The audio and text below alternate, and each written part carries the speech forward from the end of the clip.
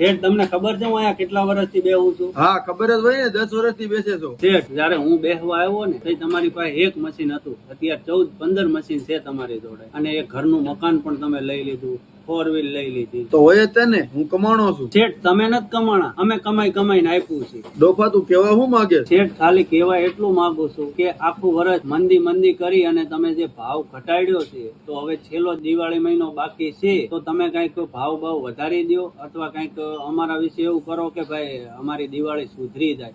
બાકી તો મંદી તો અમને દેખાય જ છે. કારીગરની વાત તો સાચી છે, આખું વર્ષ મંદી કરીને ભાવ ઘટાડી નાખ્યો છે, તો હવે દિવાળી આવે છે તો કઈક વિચારવું પડશે. બધા કારીગરોને કહી દે આ દિવાળી મહિનામાં જે કામ થાય ઈ, અને ઉપરથી 5-5 હજાર બોનસ મારા તરફ. મોજથી કામ કરો હમણાં.